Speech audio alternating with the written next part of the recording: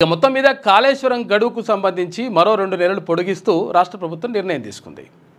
అంటే దీని ద్వారా ఏం చెప్తున్నారంటే మొత్తం మీద ఇంకా కేసీఆర్ తర్వాత ఇందులో విచారణకు రాలేదు, విచారణకు హాజరుగమని కూడా వాళ్ళు కోరలేదు. ఇక్కడ కేసీఆర్ కానీ ఇటు హరీష్ రావు కానీ ఆ తర్వాత ఈటల రాజేందర్ను కూడా పిలుస్తారు. ఎందుకంటే భారీ అంటే కొంచెం ఆయన కూడా అంటే ప్రభుత్వంలో పనిచేసింది కాబట్టి ఆయన కూడా తీసుకుంటారని చెప్పేసి తెలుస్తూ ఉంది. ఏది ఏమైనప్పటికీ ఇది మొత్తం మీద ఏది అంతరంగాల సీరియల్ లెక్క కాళేశ్వరం ఏది ఎంక్వైరీ అనేటువంటిది కొనసాగుతూ ఉంది. ఇక మరోవైపు విద్యుత్ కొనుగోళ్లకు సంబంధించి విద్యుత్ కొనుగోళ్లకు సంబంధించి కూడా అక్కడ ఎంక్వైరీ జరుగుతూ ఉంది. ఇక అది మెల్లమెల్ల కొనసాగుతుంది. మరోవైపు ఫోన్ ట్యాపింగ్ కేసు, మరోవైపు గొర్రెల స్కాము, ఇట్లా ఈ కేసులతో పాటు ఇక ఈ కార్ రేసు ఇట్లా కొనసాగుతున్నటువంటి పరిస్థితి కనిపిస్తూ ఉంది. కానీ ఏది కూడా ముందర పడతలేదు. తర్వాత దేనికి కూడా ఫైనల్గా అంటే ఫైనల్ రిజల్ట్ ఇచ్చేటువంటి పరిస్థితి మాత్రం కనిపించట్లేదు. అంటే పూర్తి స్థాయి నివేదిక ఇచ్చేసిండ్రు, తర్వాత అంతా అయిపోయింది. తర్వాత కాళేశ్వరానికి సంబంధించి 109 మంది ఇంజనీర్లని పిలిచిండ్రు, మాట్లాడిన తర్వాత మొత్తం కూడా ఆగమాగం చేసి 1,00,000 కోట్ల రూపాయలని మట్టిలో పోసి ఆగం చేసినటువంటి మాటను చెప్పిండ్రు.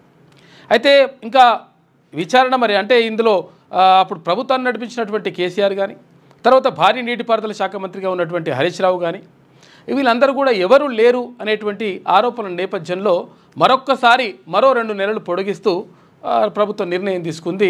ఇక మళ్ళీ ఇంకా ఎంక్వైరీ మళ్ళీ నడుస్తుందంట. ఆ తర్వాత ఇప్పుడు కొండపోచమ్మ సాగర్కి సంబంధించిన ఎంక్వైరీ కూడా నడవాలంటూ అంటే కాళేశ్వరానికి సంబంధించి అనుబంధంగా కొండపోచమ్మ సాగర్ను కూడా నిర్మించారు కదా, దానికి సంబంధించి కూడా ఎంక్వైరీ నడవాలని చెప్పేసి ఒక చర్చ నడుస్తూ ఉంది.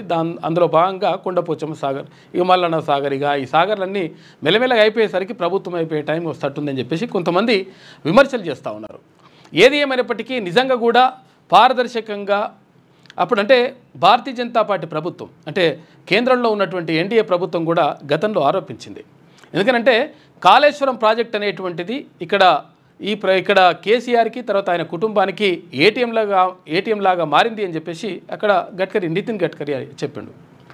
ఈ తర్వాత చాలామంది కూడా మాట్లాడిన తర్వాత అక్కడ కేంద్రం కానీ తర్వాత ఇప్పుడు రాష్ట్ర ప్రభుత్వం కానీ ఎంక్వైరీ చేస్తున్నాయి. కానీ ఇక క్లియర్ రిపోర్ట్ మాత్రం తెప్పించుకోవట్లేదు.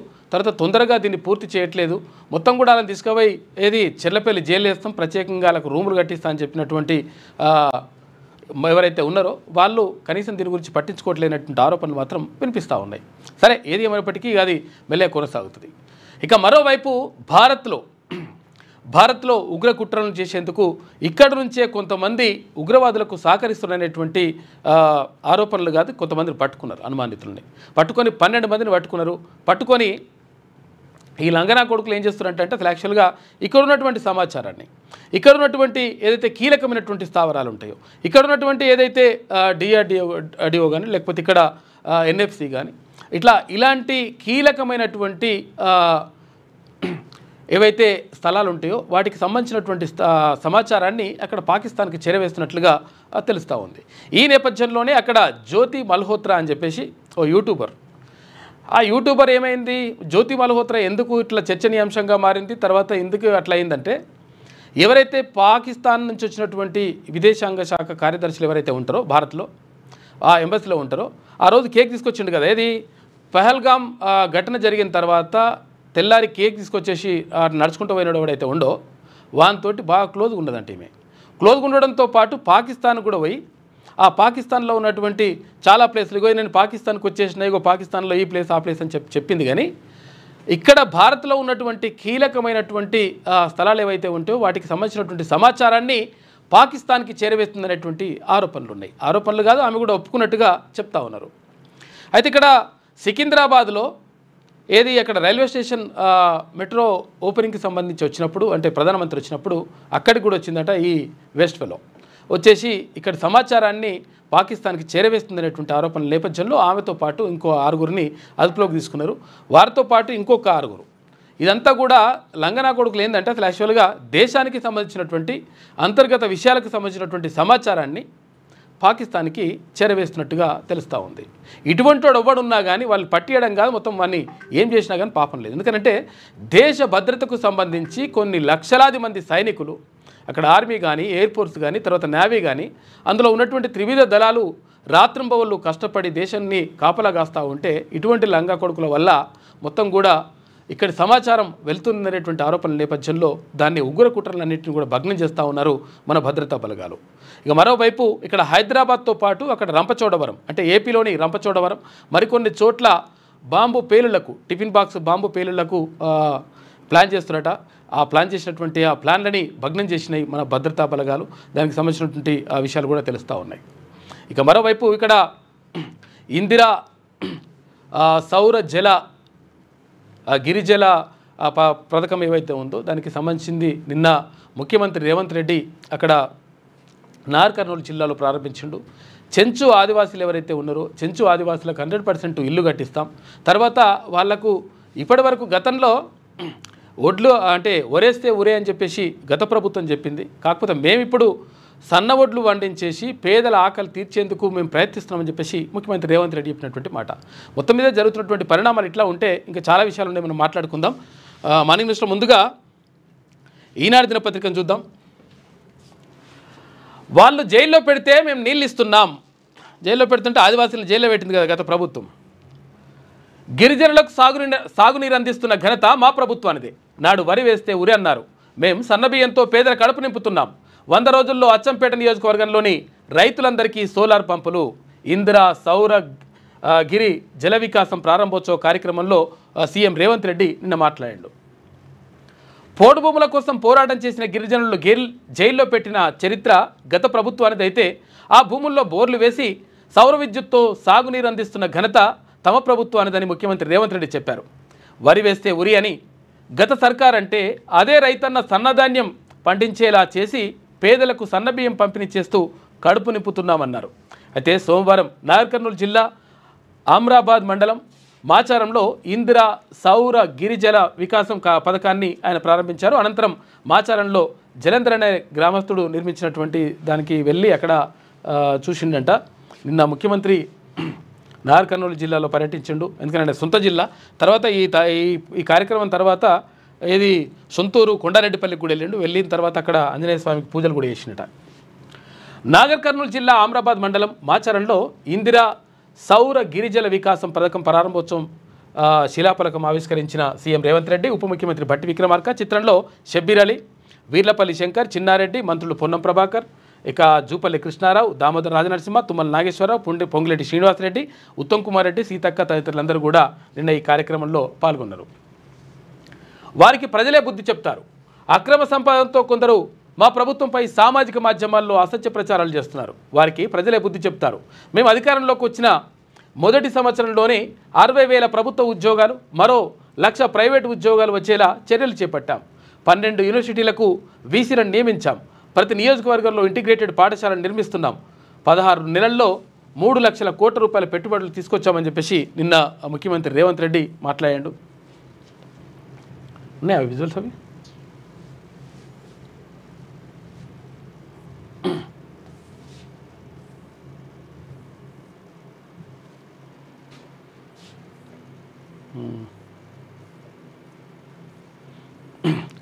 నిన్న నాగర్ కర్నూలు జిల్లాలో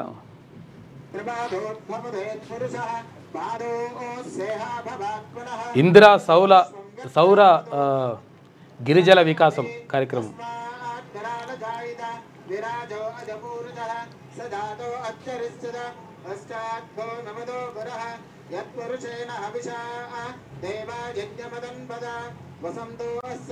సౌర గిరిజల వికాసం కార్యక్రమాన్ని ప్రారంభించింది నిన్న ముఖ్యమంత్రి.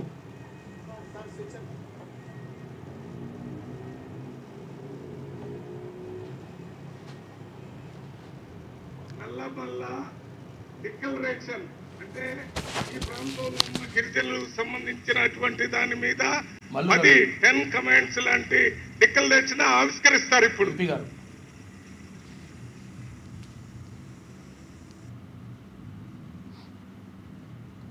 నల్లమల డిక్లరేషన్ సంబంధించి ఈ నల్లమల డిక్లరేషన్ లో 12,600 కోట్ల రూపాయలతోని గిరిజనులకు వికాసం కోసం పనిచేసే కార్యక్రమాలని ఏ రకంగా అమలు చేస్తారో 10 పాయింట్స్ దాంట్లో ఉన్నాయి.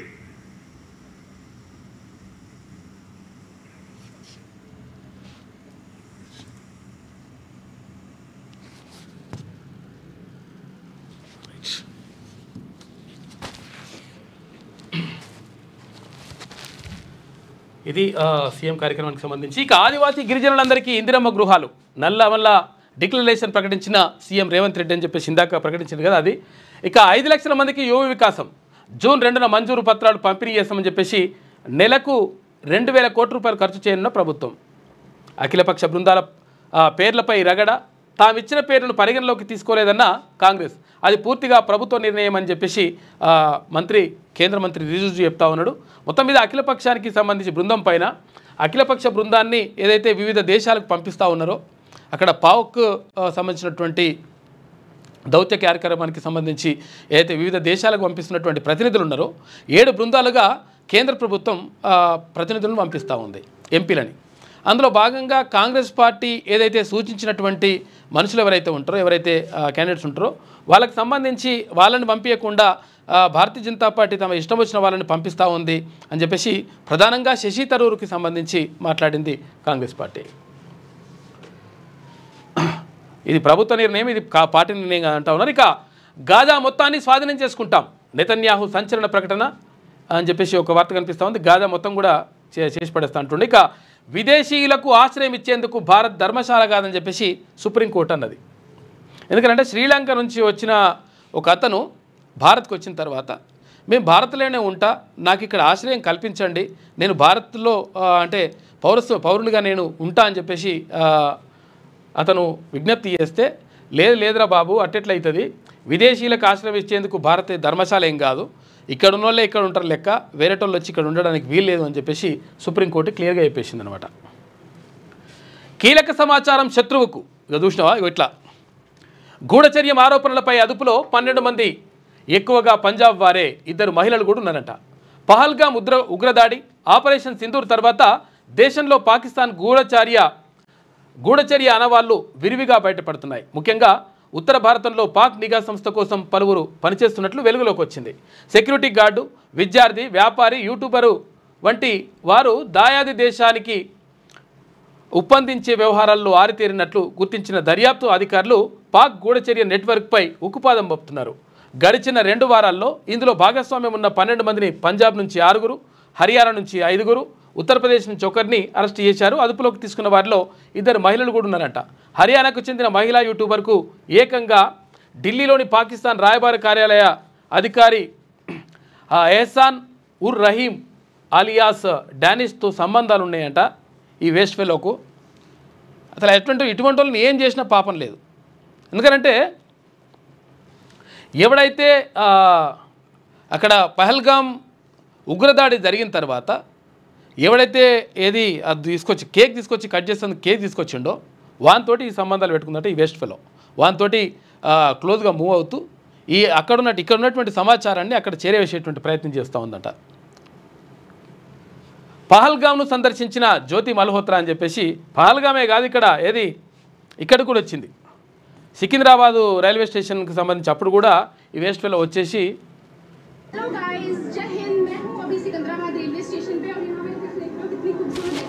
అప్పుడు स्टेज की और आ चुकी है फर्स्ट आंध्र प्रदेश की और तेलंगाना स्टेट के बीच में दूरी को कम करने के लिए वंदे भारत तेलुगु लोगों की जान शान मान ये है खूबसूरत सी नई वंदे भारत का फर्स्ट लुक और हम लोग एक्साइटेड हैं इस ट्रेन से ट्रैवल करने के लिए. पासेस हमें मिल चुके हैं और हमारे जो सीट नंबर है वो है चेयर कार में C8 कोच में 24 नंबर. ఇట్లా ఎక్కడెక్కడ ఇప్పుడు సికింద్రాబాద్ స్టేషన్కి వచ్చింది కదా, ఇట్లా అన్ని చోట్లకి వెళ్ళి ఇక్కడ ఉన్నటువంటి సమాచారాన్ని ఇక్కడ ఉన్నటువంటి భారత్కు సంబంధించినటువంటి సమాచారాన్ని పాకిస్తాన్కి చేరవేస్తూ ఉందంటే ఈ వేస్ట్ ఫెలో. ఇటువంటి వాళ్ళని పట్టుకున్నారు 12 మందిని.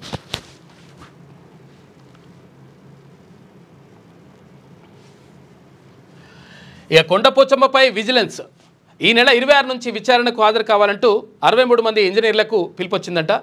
కాళేశ్వరం ఎత్తిపోతల పథకంలో భాగమైన కొండపోచమ్మ సాగర్ రిజర్వాయర్ నిర్మాణంలో అక్రమాలు జరిగాయంటూ వచ్చిన ఫిర్యాదుపై విజిలెన్స్ అండ్ ఎన్ఫోర్స్మెంట్ విచారణ ప్రక్రియను మొదలుపెట్టింది. ఈ నెల 26 నుంచి వచ్చే నెల 4వ తేదీ వరకు విచారణకి రావాలంటూ ఏకంగా 63 మంది ఇంజనీర్లను పిలిచింది. 8 రోజుల పాటు ఈ విచారణ జరగనుండగా రిజర్వాయర్ నిర్మాణ సమయంలో పనిచేసిన ఏఈలు మొదలుకొని ఇంజనీరింగ్ చీఫ్ల వరకు హాజరు కావాల్సి ఉంది. అయితే ఈ మేరకు vigilance and enforcement Ramachandrapuram unit SP నీటిపారుదల శాఖ ఇంజనీరింగ్ చీఫ్ పరిపాలనకు సంబంధించినటువంటి 2 రోజుల క్రితం లేఖ రాసిందంట. మల్లన్న సాగర్ నుంచి కొండపోచమ్మ వరకు నీటిని మళ్లించే పనులను 13, 14 ప్యాకేజీలుగా విభజించి నిర్మాణ సంస్థలకు అప్పగించిండ్రు. అయితే కొండపోచమ్మ సాగర్కు సంబంధించి కూడా విజిలెన్స్ ఎంక్వైరీ చేస్తూ ఉందంట. మరి ఎంతవరకు వస్తుంది ఏం కాదు అనేది తెలియదు. కానీ ఏదో అప్పుడు ఒకసారి డ్రగ్స్ కేసులు అని చెప్పేసి ఈ సినీ తారలందరినీ తీసుకుపోయారు అలా ఎటికలు వీకిండ్రు, తర్వాత గోర్లు కట్ చేసిండ్రు, ఇవన్నీ మొత్తం అట్లా వేయాలి ఇట్లా వేయాలన్నారు. లాస్ట్కి వస్తే అది అవతల పడ్డది. కేసు లేదు, మనం లేదు, పక్కకు పెట్టేసిండ్రు. మరి ఇది కూడా ఇట్లనే జరుగుతుందా అని చెప్పేసి ఆరోపణలు వస్తూ ఉన్నాయి. అంటే కొండపోచమ్మ సాగర్ కానీ లేకపోతే గతంలో కాళేశ్వరం ప్రాజెక్టుకి సంబంధించినటువంటి ఎంక్వైరీ నడుస్తున్నది ఇక అయిపోతున్నది, మొత్తం అందరినీ తీసుకొచ్చి లోపలేస్తారు, గుంజుతారు, చేస్తారు అనుకుంటే ఏం లేకుండా సపరేక అట్లా నడుస్తూ ఉంది. విద్యార్థులు లేరు, అధ్యాపకులు రారట. MBA, MCA, BEd ఫార్మసీ కళాశాలల్లో దుస్థితిగా ఇట్లున్నది. స్టూడెంట్స్ ఏమో రారు, ఎందుకంటే వాళ్ళు ఏంటంటే అడ్మిషన్ వేస్తారు, సపరేక అవతల పడతారు. కొన్ని కాలేజీలు అట్లే ఉన్నాయి. ఇక తర్వాత ఇంకేంది, ఇంక అధ్యాపకులు రారు. స్టూడెంట్ లేకపోతే ఇంకేం చేస్తారు, అధ్యాపకులు ఎట్లా వస్తారు, రారు. కాకపోతే ఏం చేస్తారు, ఒక లెక్చరరు ఒక 4 కాలేజీలో పనిచేస్తున్నట్టుగా ఆయన పేరు రాసుకుంటారు. ఆడ రాసుకుని ఒక్కటేసారి వచ్చి 2-3 నెలల సంతకాలు పెట్టిపోతారు ఆయన. ఇంకో ఇటువంటి కాలేజీలు ఉన్నాయని చెప్పేసి ఇక్కడ ఉన్నత విద్యా మండలి చెప్తా ఉంది. MBA, MCA, BEd ఫార్మసీ కళాశాలలో దుస్థితి రాష్ట్ర ఉన్నత విద్యా మండలి తనిఖీల్లో వెలుగులోకి వచ్చినాయి. ఉన్నత విద్యా మండలి చైర్మన్ ఆచార్య వి బాలకృష్ణారెడ్డి ఆదేశాల మేరకు రాష్ట్ర వ్యాప్తంగా ఉన్నత విద్యను అందించే పలు కళాశాలలను మండలి ఉపాధ్యక్షుడు ఆచార్య ఇటిక్యాల పురుషోత్తం ఇటీవల తనిఖీ చేశారు. 2 రోజుల పాటు MBA, MCA, BEd ఫార్మసీ కళాశాలను స్వయంగా పరిశీలించారు.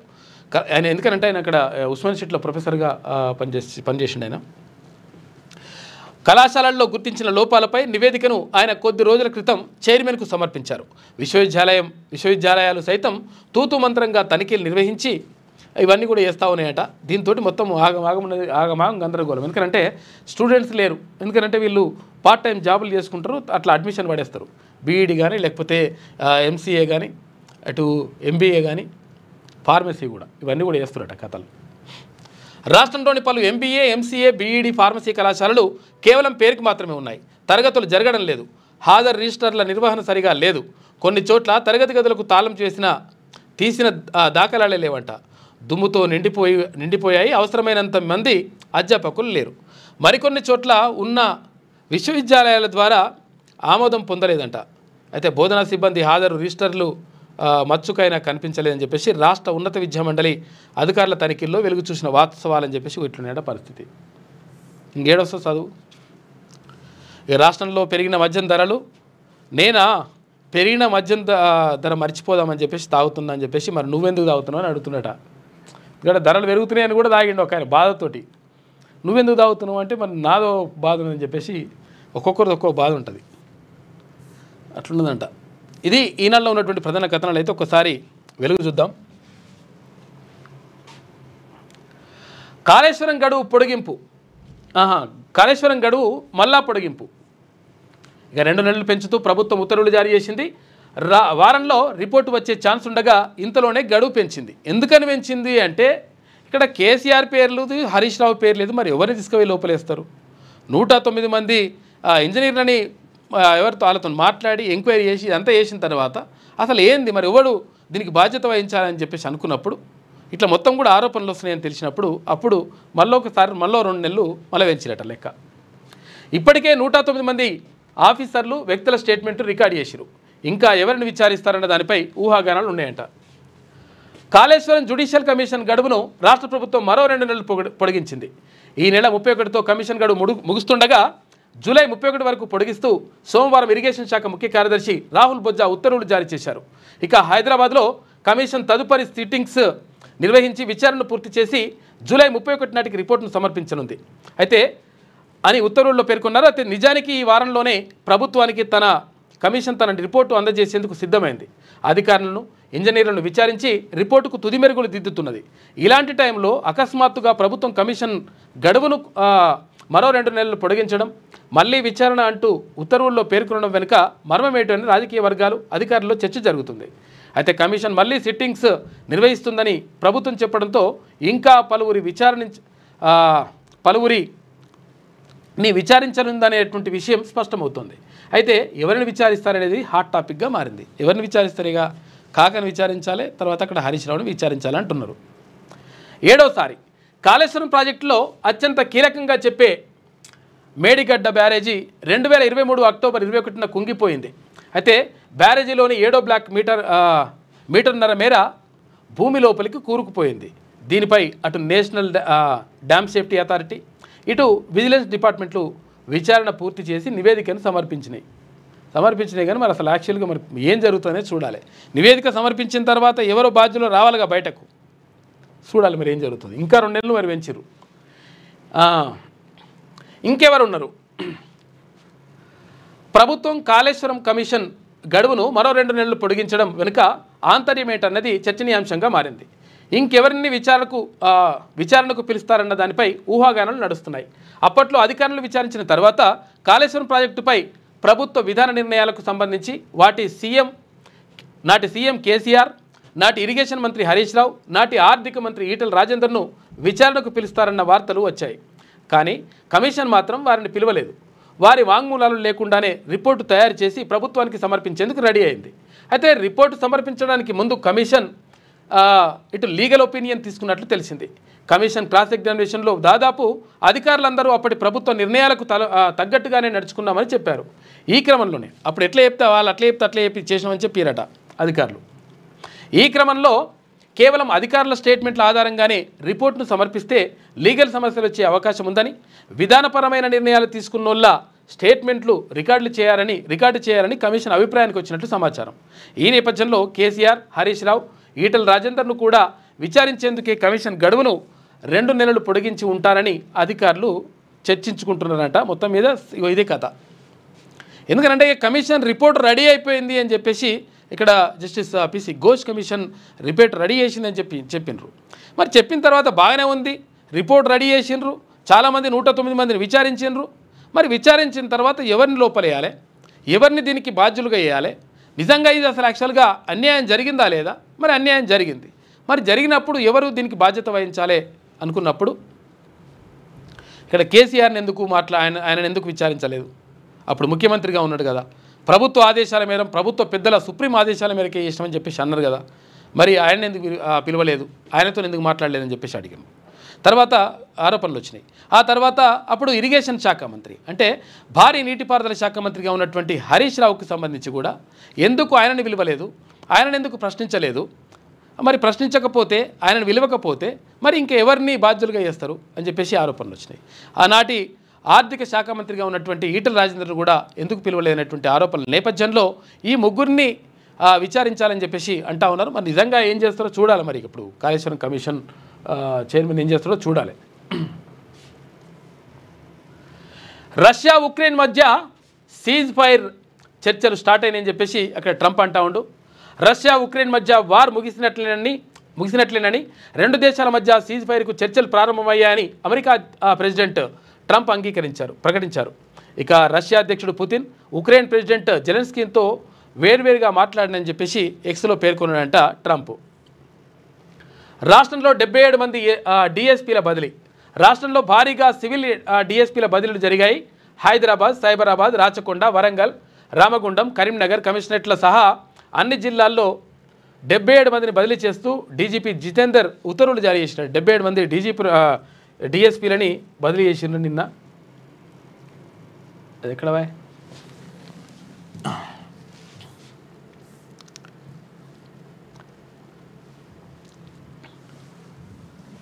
77 మంది డిఎస్పీలని నిన్న బదిలీ చేస్తూ ఇక్కడ డీజీపీ జితేందర్ నిర్ణయం తీసుకున్నాడు. ఎక్కడి నుంచి ఎక్కడికి పోతారు ఏం కథ అని చెప్పేసి ఇవన్నీ కూడా వివరాలు ఇక్కడ ఉన్నాయి. వెంకటస్వామి ఏసీపీ సిసిఎస్ రామగుండం ఇక్కడ పోస్టింగ్ ఇచ్చారు. న్యూ ప్లేస్ ఆఫ్ పోస్టింగ్, ఇప్పుడు కొత్త పోస్టింగ్ ఇక్కడ ఉంటుందంట. ఇవన్నీ కూడా మొత్తం దానికి సంబంధించి 77 మందిని డిఎస్పీలని, డిఎస్పీ అంటే సిటీలలో ఉంటేనేమో ఏసీపీ అంటారు, గ్రామీణ ప్రాంతాలలో ఉంటేనేమో డిఎస్పీ అంటారు. వాళ్ళని మొత్తం 77 మందిని బదిలీ చేసింది ప్రభుత్వం.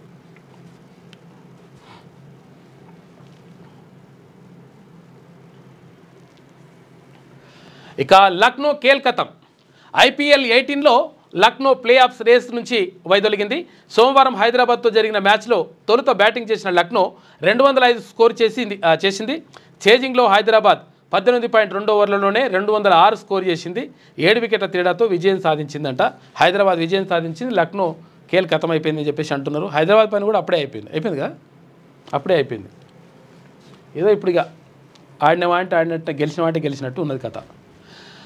మిగులు జలాలు లేవు, బనకచెర్ల ఎట్లా కడతారు?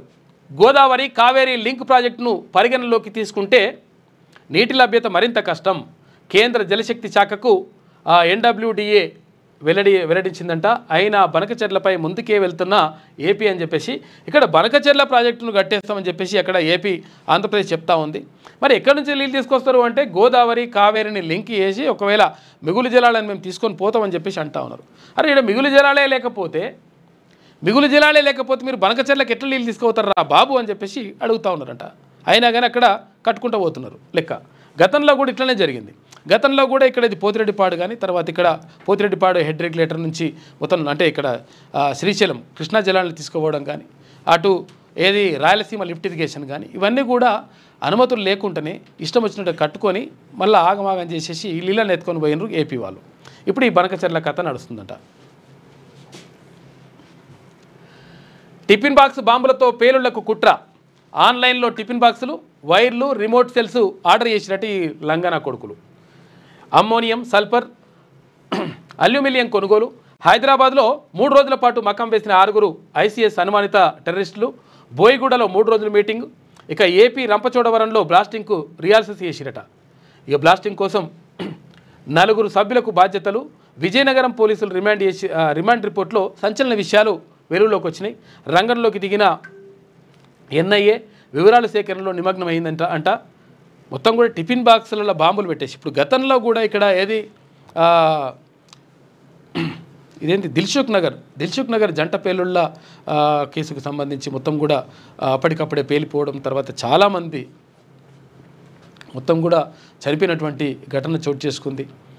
అంతకుముందు అక్కడ 2007 అనుకుంటా 2007 ఆ టైంలో ఏది ఇక్కడ కోటి దగ్గర తర్వాత ఇక్కడ హుస్సేన్ సాగర్ దగ్గర ఈ 2 చోట్ల కూడా బాంబు పేలుళ్ళు అప్పుడు జరిగినాయి. 2 పేలుళ్ళల్లో కూడా చాలామంది చనిపోయినారు పాపం మొత్తం కూడా. మళ్ళీ ఇటువంటి కుట్రలు చేస్తూ ఉన్నారంటే ఇటువంటి ఎట్టి పరిస్థితుల్లో కొంచెం అనుమానం వచ్చినా కానీ ఈ అనుమాన రీతిలో ఎవడైనా కానీ వారిని పట్టి చేసి తీసుకుంటే, ఎందుకంటే దేశ భద్రతకు ముప్పు చేస్తూ ఉన్నారు ఈ లంగా కొడుకులు. హైదరాబాద్లో పేలుళ్లకు కుట్ర పన్నిన కేసులో సంచలన విషయాలు వెలుగులోకి వస్తున్నాయి. ఈ కేసులో పట్టుబడ్డ ఏపీ విజయనగరానికి చెందినటువంటి సిరాజ్ ఉర్ రహమాన్, హైదరాబాద్ బోయిగూడకు చెందినటువంటి సయ్యద్ సమీర్ నగరంలో భారీ పేలుళ్లకు ప్లాన్ చేసినట్లు తెలిసింది. ఇందుకోసం బోయిగూడలో 3 రోజులు సమావేశం నిర్వహించినట్లు సమాచారం. ఇక బాంబుల తయారీ కోసం టిఫిన్ బాక్సులు, వైర్లు, రిమోట్ సెల్స్ ఆన్లైన్లో ఆర్డర్ చేసినట్లు ఏపీ పోలీసులు దర్యాప్తులు వెల్లడైంది. ఏపీ రంపచోడవరం అటవీ ప్రాంతంలో ఇప్పటికే పలుమార్లు బ్లాస్టింగ్కి సంబంధించి రిహార్సల్స్ కూడా చేసినట్టు ఈ కొడుకులు. ఇక హైదరాబాద్లో డమ్మీ బ్లాస్టింగ్, ఆ తర్వాత వరుస పేలుళ్లకు కుట్ర చేసిన కేసులో సమీర్, సిరాజ్ను కౌంటర్ ఇంటెలిజెన్స్ శనివారం అరెస్ట్ చేసింది. విజయనగరం టూ టౌన్ పోలీసులు కేసు నమోదు చేసి దర్యాప్తు చేస్తున్నారంట. నిందితుల రిమాండ్ రిపోర్ట్లో సంచలన విషయాలు వెల్లడైనాయని చెప్పేసి అంటా ఉన్నారు. ఇటువంటి కుట్రలు చేస్తూ ఉన్నారట. 2 వారాల్లో 12 మంది గూఢచారుల అరెస్టు. తాజాగా STF అదుపులో యూపీకి చెందినటువంటి వ్యాపారి అని చెప్పేసి అంటున్నారు. 12 మంది అట. ఈ లంగ కొడుకులు ముక్కలు నరికినా కానీ పాపం లేదు. అక్రమ సొమ్ముతో సోషల్ మీడియాలో విషం చిమ్ముతున్నారు. అలాంటి సన్నాసులను పట్టించుకోను, ప్రజల సంక్షేమమే మాకు ముఖ్యమని చెప్పేసి ముఖ్యమంత్రి రేవంత్ రెడ్డి అంటుండు. 2029లోగా 1 కోటి మంది ఆడబిడ్డలను కోటీశ్వరులు చేస్తాం. అచ్చంపేట నియోజకవర్గంలో రైతులందరికీ సోలార్ పంపు సెట్లు. ఈ సెగ్మెంట్ను దేశంలోనే మోడల్ నియోజకవర్గంగా తీర్చిదిద్దామని ప్రకటన. నాగర్ కర్నూలు జిల్లా మాచారంలో ఇందిరా సౌరగిరి జల వికాసం కార్యక్రమాన్ని ప్రారంభించిండు ముఖ్యమంత్రి. నల్లమల్ల డిక్లరేషన్ కూడా నిన్న విడుదల చేసిండ్రు. తమ ప్రజాప్రభుత్వం 16 నెలల్లో సాధించిన విజయాలను చూసి ప్రతిపక్షాలు ఓర్వలేకపోతున్నాయని, కొందరు కడుపు నిండా విషం పెట్టుకుని తప్పుడు ప్రచారం చేస్తున్నారని సీఎం రేవంత్ రెడ్డి మండిపడ్డారు. కొందరు అడ్డగోలుగా అక్రమ అక్రమంగా సంపాదించిన సొమ్ముతో సోషల్ మీడియాలో ప్రభుత్వంపై విషం చిమ్ముతున్నారన్నారు. అయితే ఊరికిద్దరు తాగుబోతులు ఉన్నట్లే తెలంగాణలోనూ 4-5 సన్నాసి లీడర్లు ఉన్నారు. వారి విమర్శలు నేను పట్టించుకోను అని సీఎం రేవంత్ రెడ్డి అన్నాడు. నిత్యావసర సరుకుల ధరల నియంత్రణలో, శాంతి భద్రతల పరిరక్షణలో, నిరుద్యోగ సమస్య నిర్మూలనలో, పన్నుల వసూలులో తెలంగాణ నెంబర్ 1గా ఉందని, ఈ విషయాలను కేంద్ర ప్రభుత్వమే ప్రకటించిందని తెలిపారు. తమకు పరిపాలన చేతగాదనే సన్నాసులకు ఇదే సమాధానమని ఆయన పేర్కొన్నారు. వాళ్ళు ఎంత తప్పుడు ప్రచారం చేసినా తమ పథకాలే ప్రజలకు నిజాలు చెప్తాయని అన్నారు.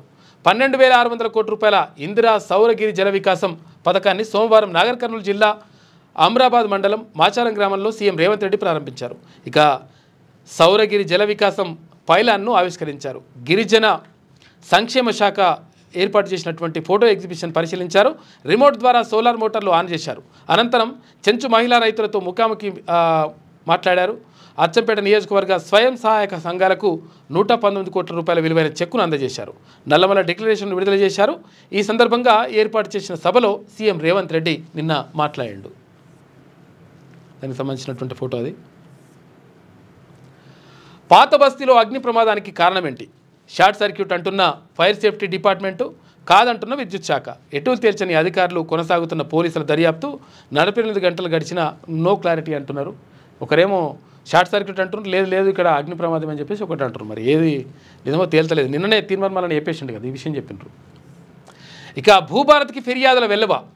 4 పైలట్ మండలాల్లో 12,000కు పైగా అప్లికేషన్లు. పట్టాదారు పాస్ పుస్తకాల్లో కరెక్షన్స్ కోసమే అత్యధికమంట. ఇక జూన్ 2 తర్వాత రాష్ట్ర వ్యాప్తంగా సదస్సులు, లక్షల్లో దరఖాస్తులు వస్తాయనే అంచనాలున్నాయి. వేగంగా పరిష్కరించకపోతే భవిష్యత్తులోనూ తిప్పలే ఉంటాయంట. భూభారత్ చట్టం అమల్లో భాగంగా భూ సమస్యల పరిష్కారం కోసం నిర్వహిస్తున్న రెవెన్యూ సదస్సులకు రైతులు పోటెత్తుతున్నారు. ఇక గత సర్కారు తెచ్చిన ధరణి కారణంగా తలెత్తిన భూ సమస్యలు 7.5 కాలంలోనూ పరిష్కారం కాకపోవడంతో కొత్తగా అప్లికేషన్లు పెట్టుకుంటున్నారు.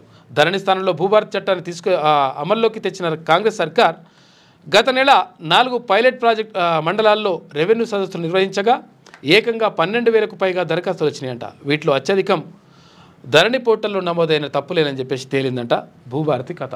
మరి ఎట్లా అవుతుందో మరి మొత్తం మీద సెట్ చేస్తామని అంటా ఉన్నారు రాష్ట్ర ప్రభుత్వం. కానీ మరి ఎంతవరకు సెట్ చేస్తారనేది చూడాలి. సెట్ చేస్తే బాగానే ఉంటుంది. ఎందుకంటే ధరణితోటి చాలామంది రైతులు, చాలామంది బాధితులు చాలా రకాలుగా ఇబ్బంది పడ్డారు. దానికి సమస్యకు పరిష్కారం ఉంటే బాగుంటుంది. కానీ మరి ఎట్లా చేస్తారనేది చూడాలి. మరి ఇంకా కొంచెం కష్టమే ఉంటుంది అది. ఎందుకంటే ఇప్పుడు కబ్జాలు ఉన్నోళ్లకు పట్టాలి అన్నా, లేకపోతే పట్టాలు ఉన్నోళ్ళది భూమి అని చెప్పేసి చెప్పినప్పుడు ఎటు తేలలేనటువంటి పరిస్థితి ఉంటుంది. కొంచెం క్లిష్టంగానే ఉంటుంది సమస్య. మరి ఏం చేస్తారో చూడాలి. ఇక ఇండియా ఏమైనా ధర్మసత్రమా? శరణార్థులందరికీ ఆశ్రయం ఇవ్వాలా అని చెప్పేసి సుప్రీంకోర్టు అంటా ఉంది. ఇప్పటికే 140 కోట్ల మందితో సతమతమవుతున్నామని కామెంట్. దేశంలో ఉండేందుకు అనుమతి ఇవ్వాలని శ్రీలంక వాసి పిటిషన్ వేసుకున్నట. శ్రీలంక కూడా వచ్చి మన దేశంలో, భారతదేశంలో నేను ఉంటా సార్ అని చెప్పేసి పిటిషన్ వేసుకుంటే అట్టెట్లయితుందిరా బాబు, ఏదో ధర్మసత్రమా ఎవడు పడితే ఆడికి వచ్చిపోవడానికి, అట్లా లేదురా బాబు అని చెప్పి చెప్పిందంట సుప్రీంకోర్టు. ఇక డిహైడ్రేషన్తో కిడ్నీలో రాళ్ళు. చాలామందికి కిడ్నీ సమస్యలు వస్తూ ఉన్నాయి. కిడ్నీలో స్టోన్స్ వస్తున్నాయి. 4 రాళ్ళు వెనకేసుకోరా నాయన అంటే 4 రాళ్ళు ఇల్లు వేసుకున్నాను, ఏది కిడ్నీలు అలా పడుతూ ఉన్నాయంట. దీంతో చాలా ఇబ్బందులు పడతారు.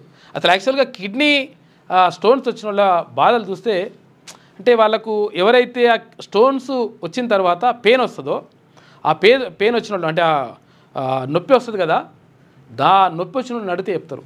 ఒక రకంగా అసలు యాక్చువల్గా మరో జన్మ ఎత్తుతారు వాళ్ళు. అంత పెయిన్ ఉంటుంది. రకరకాలుగా మస్తు ఇబ్బంది పడతారు. కాబట్టి ఎట్టి పరిస్థితుల్లో ఈ స్టోన్స్ రాకుండా 4 రాళ్ళు వెనకేసుకుంటే మంచిదే. కానీ ఈ రాళ్ళని వేసుకోకూరి. ఈ రాళ్ళని వేసుకోవాలంటే ఏం లేదు, నీళ్ళు తాకుంటే అయిపోయాయి. నీళ్ళు సరిగ్గా తాగకపోతే ఆటోమేటిక్గా రాళ్ళు వెనక పడ్డట్టే అవుతుంటాయి. డిహైడ్రేషన్ తోటి మొత్తం కూడా రాళ్ళు తయారవుతున్నాయంట. కాబట్టి వాటర్ ఎక్కువ తీసుకోండి. ఎప్పుడు కూడా నీళ్లు తాగాలి. అసలు యాక్చువల్గా ఈ ఎండాకాలంలో, ఇప్పుడు ఈ ఎండాకాలంలో కొంత ఇంకా ఎక్కువ వాటర్ తాగాల్సిన అవసరం ఉంటుంది. ఎందుకంటే శరీరం నుంచి వాటర్ వెళ్ళిపోయినప్పుడు చాలా ఇబ్బంది అవుతుంది. కాబట్టి ఈ స్టోన్స్ తయారవుతున్నాయంట. దీనివల్ల కిడ్నీ సమస్యలు వస్తున్నాయి. తర్వాత ఇంకోటి ఏంటంటే రాళ్ళ వల్ల ఏంటంటే విపరీతమైనటువంటి నొప్పి వస్తుంది. అది చాలా రకాలుగా అనర్థాలకు దారితీస్తుందంట. కాబట్టి వాటర్ ఎక్కువ తీసుకోవాలి. డిహైడ్రేషన్తో కిడ్నీలో రాళ్ళు. రాష్ట్రంలో వేసవి ప్రారంభం నుంచి పెరిగిన కేసుల సంఖ్య మార్చి, ఏప్రిల్ నెలల్లో రెట్టింపు. గాంధీ, ఉస్మానియా, నిమ్స్కు క్యూ కడుతున్న బాధితులు. ఇక గాంధీలో నెలకు 60 నుంచి 70 కిడ్నీ స్టోన్ రిమూవల్ సర్జరీలు చేస్తున్నారట. అక్కడ ఆపరేషన్లు జరుగుతున్నాయట. నిర్లక్ష్యం చేస్తే ఇబ్బందులు తప్పు అని చెప్పేసి డాక్టర్లు హెచ్చరిస్తూ ఉన్నారు. హైదరాబాద్లోని ప్రధాన ఆసుపత్రుల్లో నమోదైన కేసుల సంఖ్య ఇట్లా చూసుకుంటే ఉస్మానియా దవాఖానలో చలికాలంలో 500 అయితే మార్చి, ఏప్రిల్ అంటే ఎండాకాలంలో 1000 అయినాయట. నిమ్స్ల చలికాలంలో 400 అయితే మార్చి, ఏప్రిల్ అంటే ఎండాకాలంలో 800 అయినాయి, అంటే డబుల్ అవుతున్నాయి. ఇక్కడ గాంధీ హాస్పిటల్లో చలికాలంలో 200 అయితే ఇప్పుడు ఎండాకాలంలో 300 అయినాయంట. కాబట్టి బాగా ఈ సంఖ్య పెరుగుతూ ఉంది. కిడ్నీలో రాళ్ల సమస్య కేసులు పెరుగుతున్నాయి. అయితే సమ్మర్లో డిహైడ్రేషన్ వల్ల ఈ సమస్య తీవ్రమవుతుంది. గత చలికాలంతో పోలిస్తే వేసవి కాలంలో బాధితుల సంఖ్య గణనీయంగా పెరిగింది. గత 2 నెలలుగా ప్రభుత్వ ఆసుపత్రులతో పాటు ప్రైవేట్ ఆసుపత్రులకు కిడ్నీ సమస్యతో ప్రజలు క్యూగడుతున్నారు. అయితే హైదరాబాద్లో సిటీలో ప్రధాన ఆసుపత్రులైన గాంధీ, ఉస్మానియా, నిమ్స్లోని యూరాలజీ డిపార్ట్మెంట్లో కిడ్నీలలో రాళ్ల కేసులు గతంలో కంటే సమ్మర్ ప్రారంభమైన తర్వాత పెరుగుతున్నాయని డాక్టర్లు చెప్తున్నారట. ఇక గాంధీలో నెలకు 60 నుంచి 70 కిడ్నీ స్టోన్ రిమూవల్ సర్జరీలు చేస్తున్నారట. ఏ స్టోన్స్ ఉంటే బ్లాస్ట్ చేస్తారు, లోపలికి పోయి ఆ సర్జరీలు చేస్తూ ఉన్నారంట. ఇక మున్ముందు ఎండలు ముదురుతాయని, కేసుల సంఖ్య మరింత పెరిగే అవకాశం ఉందని చెప్పేసి హెచ్చరిస్తూ ఉన్నారు. కాబట్టి వాటర్ ఎక్కువ తీసుకోండి, నీళ్లు తీసుకోండి, నీళ్లు తాగండి ఎక్కువ. రోజుకి 5 లీటర్లు తాగాలంటారు. 5 లీటర్లు తాగాలంటే కొంతమంది 2 లీటర్లు కూడా తాగరు. ఇటువంటి కేసులు ఉంటాయి. దానివల్ల నష్టం జరుగుతుంది. ఇక ఆలయ భూముల రక్షణకు డీజీపీఎస్ సర్వేనంట రాష్ట్ర ప్రభుత్వం నిర్ణయించింది. నల్లగొండ, రంగారెడ్డి, హైదరాబాద్ జిల్లాల్లో పైలట్ ప్రాజెక్టు. ఈ సర్వే విజయవంతమైతే రాష్ట్ర వ్యాప్తంగా చేసే ప్లాన్. ఆన్లైన్లో భూ వివరాలు, ఇక ఫీల్డ్లో నక్షా, సరిహద్దుల ఏర్పాటుతో సంరక్షించే చర్యలు చేపడతారంట. తెలంగాణలో ధూపదీప నైవేద్యం కింద 87,235 ఎకరాలు ఉన్నాయి భూములు. అక్రమార్కుల చెరలో 20,124.03 ఎకరాల భూమి ఉందంట. మొత్తం భూమి ఆలయ భూముల రక్షణ కోసం మరి ఏం చేస్తారో చూడాలి. దేవుడి భూములకే ఎసరు పెడుతుంటాం ఒక్కొక్కడు. ఇది వెలుగులో ఉన్నటువంటి ప్రధాన కథనాలు. అయితే ఒకసారి ఆంధ్రజ్యోతి చూద్దాం. సెల్ఫీ తీసుకున్నంత ఈజీగా వైద్య పరీక్షలు. నీలోఫర్ ఆసుపత్రిలో దేశంలోనే తొలిసారి non invasive blood testing tool అంట. నిమిషంలోపే రక్తపోటు, ఆక్సిజన్, హృదయ స్పందన, తర్వాత HbA1c, అమృత్ స్వస్థ్ భారత్ పేరిట అందుబాటులోకి వస్తూ ఉందంట. ఏఆర్ ఆధారిత నాన్ ఇన్వేజివ్ బ్లడ్ టెస్టింగ్ ప్రక్రియను పరిశీలిస్తున్న వైద్యులు అని చెప్పి చూస్తూ ఉన్నారు. సెల్ఫీ ఎంతసేపు తీసుకుంటామో అంతసేపట్ల వైద్య పరీక్షలు చేయొచ్చంట. అది నీలోఫర్లో చూస్తున్నారట. నీలోఫర్ అంటే చిన్నపిల్లల దవాఖాన ఉంటుంది కదా, చిన్నపిల్లల దవాఖాన. అది నాడు బేడీలు, నేడు వెలుగులు. బీఆర్ఎస్ హయాంలో పోడు భూములు ఇవ్వమంటే దాడులు. మేము భూములు పంచడమే కాక ఉచిత సోలార్ పంపు సెట్లు ఇస్తున్నాం. కడుపు నిండా విషం ఉన్నవారికి సర్కార్ చేసే మంచి కనిపించదు. లబ్ధిదారులకు గుర్తుంటే చాలు. సోషల్ మీడియా సన్నాసులు లెక్కే కాదు. ఇప్పుడు అందరినీ ఒక్కో గాడిని కట్టేసి ఇష్టం వచ్చినట్టు మాట్లాడితే కూడా కరెక్ట్ కాదు. అది విషయం ఏంటంటే సోషల్ మీడియా అంత సన్నాసులు అంటే సోషల్ మీడియాలో ఉన్న సన్నాసులు అయితే మరి ప్రభుత్వం ఎట్లా వచ్చింది? ఉటీనే గాలికి మొత్తం మెయిన్ స్ట్రీమ్ మీడియా మొత్తం కూడా ఆహా ఓహో అని చెప్పేసి రాసిందా ఏమన్నా? లేకపోతే అప్పుడు ఉన్నటువంటి ప్రభుత్వం ఉన్నటువంటి ఏవైతే తప్పుడు నిర్ణయాలు తీసుకుంటే ఆ తప్పుడు నిర్ణయాలను ఎండగట్టింది ఆయనడన్నా? సోషల్ మీడియానే కదా. అది కొంచెం జాగ్రత్తగా మాట్లాడితే కరెక్ట్గా ఉంటుందేమో. 12,600 కోట్ల రూపాయలతో 2.70 లక్షల మంది రైతులకు ఇందిరా సౌరగిరి జల వికాసం. ముఖ్యమంత్రి రేవంత్ రెడ్డి మాట్లాడాడు. ఇక నాగర్ కర్నూలు జిల్లా మాచారంలో జల వికాసం పథకం ప్రారంభించారు. మంత్రులతో కలిసి స్వగ్రామం కొండారెడ్డిపల్లికి సీఎం. ఆంజనేయ స్వామి ఆలయంలో పూజలు చేసిండు, పట్టు వస్త్రాలు కూడా సమర్పించిందట. ఈ ఆంజనేయ స్వామి ఆలయం ఇక్కడ ముఖ్యమంత్రి రేవంత్ రెడ్డి ఇంటి ముందరనే ఉంటుంది, అక్కడ కొండారెడ్డిపల్లిలో. మేము అక్కడికి వెళ్ళినాం. ఇక గిరిజన విందు. మాసప్ ట్యాంకు తెలుగు సంక్షేమ భవన్లో ట్రైబల్ కెఫెటేరియన్ అంట. ఇప్పలడ్డు, గారెలు, చపాతీలు సహా చిరుతిళ్ళు ఉంటాయంట. తృణ చిరుధాన్యాల ఉత్పత్తులతో వంటకాలు. అక్కడే కొలువు తీరిన 11 జాతుల గిరిజన ఆలయాలు కూడానంట త్వరలో ప్రారంభిస్తారని చెప్పి చెప్తా ఉన్నారు. చూడాలి మరి ఎట్లుంటుందో. ఇక విదేశీ పర్యటనలు, విలాస జీవితం. ఎక్కడికి వెళ్ళినా ఖరీదైన హోటళ్లలోనే బస చేస్తుందట ఆమె. ఇది యూట్యూబర్ జ్యోతి మల్హోత్రా జీవన శైలి. ఈ ఏడాది జనవరిలో పహల్గామ్లో పర్యటన. పహల్గామ్లో జనవరిలో పర్యటించిన తర్వాత ఇది జరిగింది. వీడియో తీసి పాక్ ఏజెంట్లకు చేరవేత. ఇక ఉగ్రదాడి తర్వాత ఢిల్లీలో పాక్ ఎంబసీకి కేక్ తీసుకెళ్లిన వ్యక్తితో జ్యోతి ఫోటో అని చెప్పేసి ఇక్కడ చూసుకోవచ్చు. వీడు కేక్ తీసుకుపోయాడు. అక్కడ ఏది పాకిస్తాన్ సంబంధించినటువంటి ఎంబసీ వానితోటి ఫ్రెండ్షిప్ చేస్తాడట ఈ వెస్ట్ ఫెలో. గూఢచర్యం ఆరోపణలపై అరెస్ట్ అయిన యూట్యూబర్ జ్యోతి మల్హోత్రాకు సంబంధించిన మరిన్ని సంచలన వివరాలు వెల్లడయ్యాయి. మధ్యతరగతి కుటుంబానికి చెందిన ఆమె ఖరీదైన జీవనశైలి సాగిస్తుంది. ఆమె ఆదాయానికి విలాస జీవితానికి ఎక్కడా పొంతన లేదు. విమానాల్లో ఎప్పుడూ మొదటి తరగతిలోనే ప్రయాణించినట్లు పోలీసులు గుర్తించారు. ఖరీదైన హోటళ్లలో బస చేస్తూ ఖరీదైన రెస్టారెంట్లోనే భోజనం చేసేది. ఆమె పాక్ పర్యటన ఖర్చంతా స్పాన్సర్లదే అని భావిస్తున్నారు. అంతేగాక పాక్ పర్యటన నుంచి వచ్చిన వెంటనే ఆమె చైనా వీనా అన్ని పోయిందంట వెస్ట్ ఫెల్లో. ఇక హైదరాబాద్ విజయనగరంలో వరుస పేలులకు కుట్ర. రంపచోడవరంలో రిహార్సల్స్ జరిపిన సిరాజ్ సమీర్ 2 సార్లు సౌదీకి సిరాజ్ పోయినట. రిమాండ్ రిపోర్టులు వెల్లడి. రంగంలోకి ఎన్ఐఏ వచ్చేసింది. నిందితుల కస్టడీకి పిటిషన్ ఇచ్చిందట. ఉంటారు ఇక కొంతమంది ఉంటారు వేస్ట్ ఫెలోస్. ఇక సస్యశ్యామల భారతం. బియ్యం ఉత్పత్తిలో చైనాను దాటి భారత్ రికార్డు సృష్టించింది. 14.9 కోట్ల టన్నులతో ముందంజ. ఇక 2వ స్థానంలో చైనా 14.46 కోట్ల టన్నులు. తెలంగాణ తదితర రాష్ట్రాల్లో అధిక దిగుబడి. గోధుమ ఉత్పత్తుల్లో భారత్కు 2వ స్థానం ఉందంట. పడిపోతున్న నూనె గింజల ఉత్పత్తి అని చెప్పేసి అంటా ఉన్నారు. ఇక ఫిలిప్పీన్స్కు ఏటా 8 లక్షల టన్నుల బియ్యం అంట. తెలంగాణ ఫిలిప్పీన్స్ ప్రభుత్వాలు ఎంఓయూ కుదుర్చుకున్నాయి, ఒప్పందం చేసుకున్నాయట. ఇక ఎయిర్పోర్టుల్లో రైల్వే స్టేషన్లు అమృత్ పథకంలో భాగంగా వరంగల్, కరీంనగర్, బేగంపేట స్టేషన్ల అభివృద్ధి, అత్యంత అధునాతన వసతుల కల్పన, ఒక్క స్టేషన్కు 25 కోట్ల రూపాయల వ్యయం చేస్తామని చెప్పేసి ఎల్లుండి వర్చువల్గా ప్రారంభించనున్న ప్రధాని నరేంద్ర మోడీ వరంగల్ రైల్వే స్టేషన్ ఫోటోను ఎక్స్లో షేర్ చేసిన రైల్వే మంత్రి అశ్విని వైష్ణవ్ అంటా ఉన్నాడు. మొత్తం మీద ఎయిర్పోర్టులు లెక్క చేస్తామంటున్నట ఏది రైల్వే స్టేషన్ని. నిజంగా అట్లా చేస్తే మంచిగా ఉంటుంది మరి, అటువంటి మంచిగా నీట్గా సౌకర్యాలు కల్పిస్తే.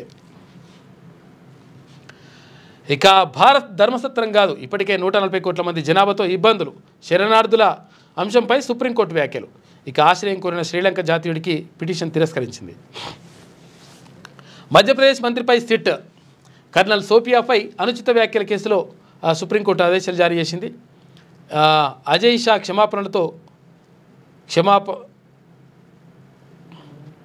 క్షమాపణల్లో నిజాయితీ లేదు.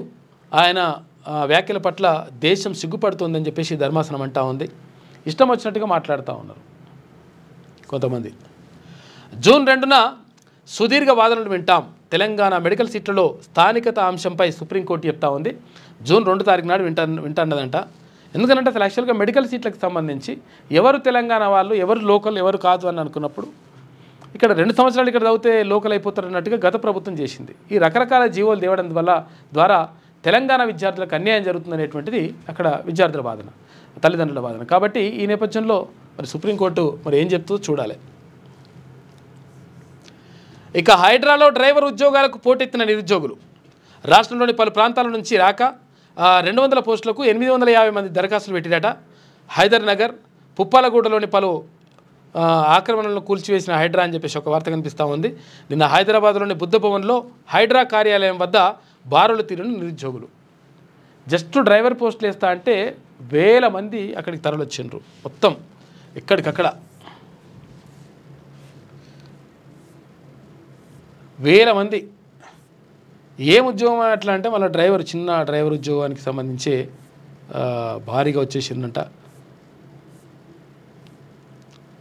ఇట్లా ఇంతమంది. మళ్ళీ వీళ్ళు ఎవరో కాదు అసలు యాక్చువల్గా ఎవరిని అప్లై చేసుకోమని చెప్పిందంటే, ఇప్పుడు పోలీసు ఉద్యోగాలకు సంబంధించి ఎవరైతే అప్లై చేసుకుంటారో ఆ పోలీసు ఉద్యోగాల్లో డ్రైవర్ ఉద్యోగాని కోసం ఎవరైతే అప్లై చేసుకున్నారో వాళ్ళు మళ్ళీ అప్లై చేసుకోవచ్చు అని చెప్పేసి చెప్పినరు. ఈ నేపథ్యంలో చిన్న డ్రైవర్ పోస్టుకు కూడా కొన్ని 1000 మంది మొత్తం కూడా ఎండలేగో. ఇది పరిస్థితి. ఇట్లా ఇన్ని 1000 మంది వచ్చిండ్రు డ్రైవర్ పోస్టులకు సంబంధించి.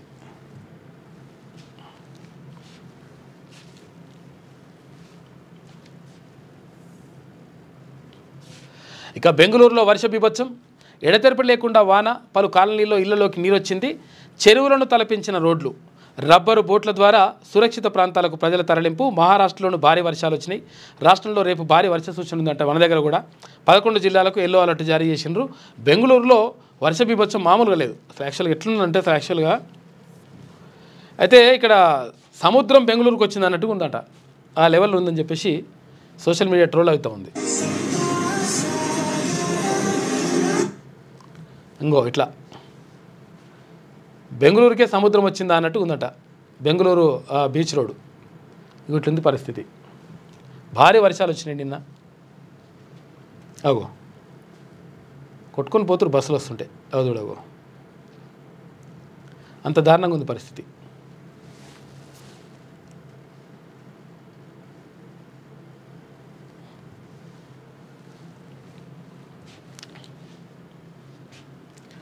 బెంగళూరుకు సంబంధించి అట్లుంటే ఇక మహిళా ఫైర్ ఫైటర్లంట ప్రభుత్వానికి అగ్నిమాపక శాఖ ప్రతిపాదనలు పెట్టింది. ఆమోదిస్తే తదుపరి నియామకాల నుంచే భర్తీ. మహారాష్ట్ర, తమిళనాడులో ఇప్పటికే సేవలు అందిస్తూ ఉన్నారు మహిళా ఫైర్ ఫైటర్లంట. కేసీఆర్ను విచారించాకే కాళేశ్వరం నివేదిక విచారణలో కీలక మలుపు. త్వరలో కేసీఆర్కు సమన్లు పంపే ఛాన్స్ ఉందంట. కమిషన్ గడువును మరో 2 నెలలు పొడిగించిన ప్రభుత్వం అని చెప్పేసి ఒక వార్త కనిపిస్తూ ఉంది. కేసీఆర్ని, హరీష్ రావుని, ఇక్కడ ఈటెల రాజేందర్ని విచారించాలని చెప్పేసి భావిస్తున్నట్టుగా తెలుస్తూ ఉంది. మరి ఎంతవరకు చేస్తారో చూడాలి. మరి ఇక ఇది ఆంధ్రజ్యోతిలో ఉన్నటువంటి ప్రధాన కథనాలు. అయితే ఒకసారి శనార్థి తెలంగాణ చూద్దాం. అప్పుడు అలా ఇప్పుడు ఇలా, విపక్షంలో ఉంటే ముద్దు, అధికారంలో వచ్చాక వద్దు. కేసీఆర్ రేవంత్ది same to same theory. Social media ఎల్లప్పుడూ విపక్షమే. ఎన్నో సమస్యలను వదిలేస్తున్న మెయిన్ స్ట్రీమ్ మీడియా, వాటన్నింటినీ కార్నర్ చేస్తున్నది సోషల్ మీడియానే. ప్రభుత్వాల అసమగ్రమైన విధానాలను ఎండగట్టడంలో నెంబర్ 1. ప్రధాన మీడియాను తలదన్నేలా సోషల్ మీడియా. అందుకే అధికారంలో ఎవరున్నా కార్నర్ అవుతున్న సోషల్ మీడియా. అప్పుడేమన్నాడు, ఈ వాడు మోపాయిండు, తర్వాత ఇట్లయింది ఇట్లయిందని చెప్పేసి ఎవరు కేసీఆర్ మాట్లాడాడు. ఇప్పుడు ముఖ్యమంత్రిగా ఉన్నటువంటి రేవంత్ రెడ్డి కూడా అట్లా మాట్లాడుతూ ఉన్నాడు. అంటే ఇప్పుడు ప్రతిపక్షంలో ఉన్నప్పుడు రేవంత్ రెడ్డి కానీ, తర్వాత ఇక్కడ కాంగ్రెస్ పార్టీ ప్రతిపక్షంలో ఉన్నప్పుడు ప్రభుత్వం చేస్తున్నటువంటి ఏవైతే ప్రజా వ్యతిరేక విధానాలు ఏవైతే ఉంటాయో వాటిని ఎండగట్టింది సోషల్ మీడియానే. అయితే అప్పుడు మంచిదైంది సోషల్ మీడియా. ఇప్పుడు అధికారంలోకి వచ్చిన తర్వాత సోషల్ మీడియాని ఇట్లా మొత్తం కూడా అట్లా చేస్తూ ఉన్నారు. వాడవాడు వీడవాడు అని చెప్పేసి ఇష్టం వచ్చినట్టుగా మాట్లాడుతూ ఉన్నారు. దానిపైన ప్రత్యేక కథనం వేసింది శనార్థి దినపత్రిక. అధికారానికి ప్రశ్న ఎప్పుడు మింగుడు పడదు. ప్రశ్న కుత్తుక మీద కత్తి పెట్టి నులిమేయాలనే అధికారం ఎప్పుడూ చూస్తూనే ఉంటుంది. అయితే ఈ ప్రశ్న ఒకప్పుడు ప్రభుత్వాలకు ప్రధాన మీడియా రూపంలో ఇబ్బంది కలిగేది. ఆయా ప్రభుత్వాలకు చికాకు తెప్పించింది. కానీ ఇంటర్నెట్లో వచ్చిన వేగవంతమైన మార్పులు, ఆండ్రాయిడ్ ఫోన్ల అందుబాటులో పుణ్యమాని పరిస్థితులు పూర్తిగా మారిపోయాయి. మెయిన్ స్ట్రీమ్ మీడియా ఏదో ఒక పార్టీకి కొమ్ముగాస్తుండగా ప్రధాన మీడియా పోషించిన ప్రశ్న పాత్రను సోషల్ మీడియా ఎత్తుకుంది. సోషల్ మీడియా వేదికలే ప్రభుత్వాలకు ఇప్పుడు ప్రశ్న రూపంలో ప్రతిపక్షంగా మారిపోయాయి. ప్రజా సమస్యలపై అనునిత్యం నిక్కచ్చిగా స్పందిస్తున్నాయి. ఇదే అధికారంలో ఉన్న వారికి అస్సలు నచ్చడం లేదు. మెయిన్ స్ట్రీమ్ మీడియాను ఎలాగో ఒకలా దారికి తెచ్చుకున్నాం, కానీ సోషల్ మీడియాను ఎలా దారికి తెచ్చుకోవాలో అర్థం కాక అధికారంలో ఉన్నోళ్ళు నెత్తిగొక్కుంటున్నారు.